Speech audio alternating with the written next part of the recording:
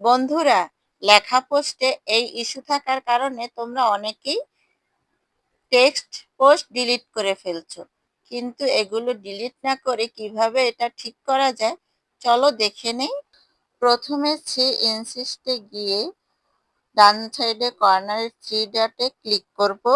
এরপর আবার থ্রি ডটে ক্লিক করে এডিটে ক্লিক করব। এডিটে ক্লিক করার পরে নিচে যে জিপ আছে ওখানে ক্লিক করে যে কোনো একটা জিপ সিলেক্ট করে সেভ করে দিব। দেন আবার থ্রি ডটে ক্লিক করে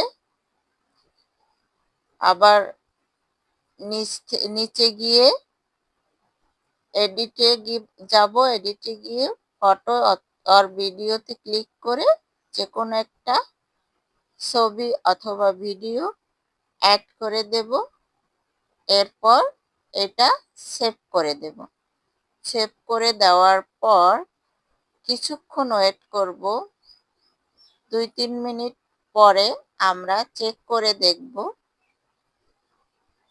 সাথে সাথে চেক করলে কিন্তু দেখা যাবে না, 2-3 মিনিট পরে আবার চেক করে দেখুন, এই যে চলে গেছে ইস্যু। এভাবেই আমরা আমাদের লেখাগুলোকে ডিলিট না করে এভাবে আমরা ইস্যু তুলে ফেলতে পারি। ধন্যবাদ।